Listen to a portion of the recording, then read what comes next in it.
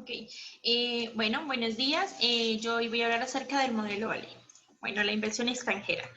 ¿Qué es la inversión extranjera? Bueno, son recursos que ingresan a un país por concepto de inversiones que ciudadanos o compañías extranjeras realizan en activos de ese país, en donde pueden ser de dos tipos, directa o indirecta de portafolio. Bueno, la inversión directa pues debe cumplir dos cosas. La primera, que se trate de una inversión duradera y la segunda, que ejerza posición de administración.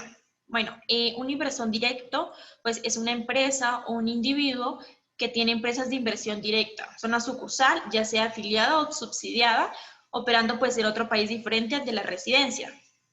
Mientras que la empresa de inversión directa pues es una empresa que tiene que estar legalmente constituida, en la cual pues el inversor extranjero debe ser propietario de más del 10% de las acciones ordinarias o por lo menos contar con poder de voto.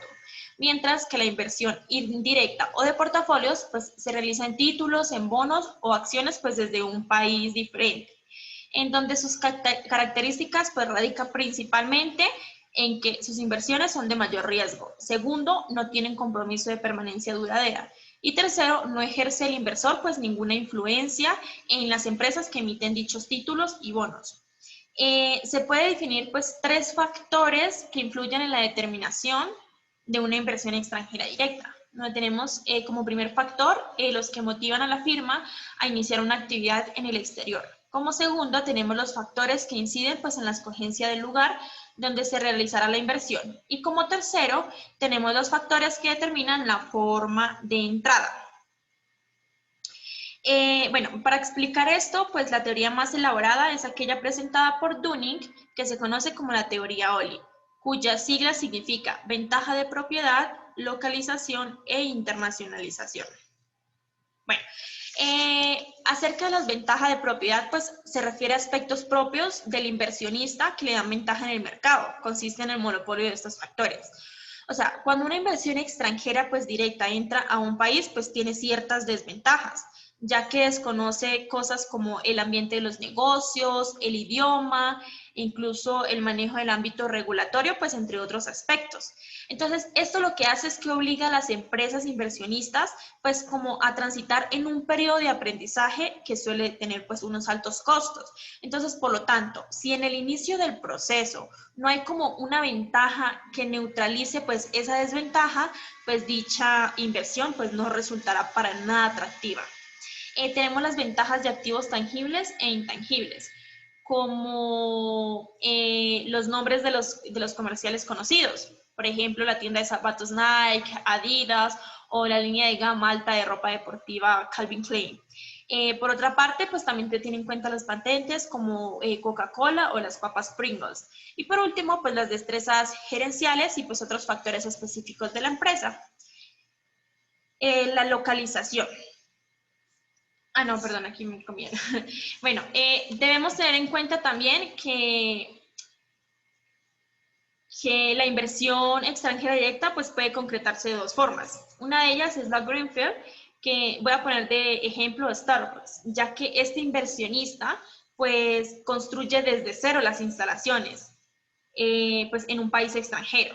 Y por otro lado pues están las fusiones y adquisiciones, que en este caso pues mi ejemplo es Bavaria. Bueno, en este establecen su actividad mediante la compra de una compañía local o la fusión de la misma. La segunda suele ser más viable, pues, porque puede resultar menos costosa. Así, la localización. Bueno, es necesario, pues, distinguir entre los motivos que llevan a las empresas multinacionales, pues, a coger una localización determinada. Estudios muestran que hay variables indispensables para ello, como la existencia de tasas de cambio realistas, estabilidad macroeconómica, infraestructuras que garanticen pues, los precios competitivos de servicios públicos, movilidad, comunicación, etcétera. Y pues la última, estructuras, instituciones jurídicas transparentes, eficientes y pues estables que protejan la propiedad privada. Bueno, este se desplaza más que todo pues, en la búsqueda de menores costos laborales. Aunque la mayoría de las inversiones pues, se dirigen obviamente a países que tienen una mano de obra pues, calificada. así pues esta sea más costosa. Entonces, para entender mejor las razones de localización, es importante conocer las características de la inversión extranjera, que podrá ser vertical u horizontal. Será vertical si se trata pues de una inversión que es encaminada a trasladar al país donde se invierte una parte del proceso de producción, como por ejemplo la inversión de Starbucks para abrir una planta de tostado y centro de distribución en China. O puede ser horizontal, pues si se produce en ese país la estructura de producción que se tiene en el país inversor.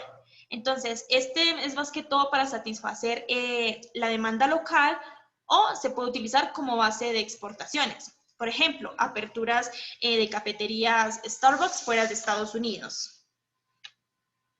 Bueno, algunas variables que influyen pues, en la localización son la búsqueda de los recursos, en donde se tienen en cuenta cosas como disponibilidad del precio, calidad de los recursos naturales, infraestructura para la importación de esos recursos naturales. También tenemos la búsqueda de los mercados. Aquí se tienen en cuenta pues, los salarios reales, los costos de materia, de transporte, de barreras arancelarias, mano de obra.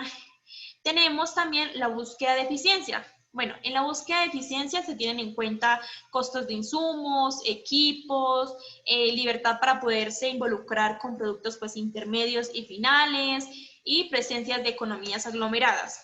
Y por último, pues tenemos la búsqueda de activos estratégicos, en donde se tiene en cuenta pues el precio, disponibilidad de activos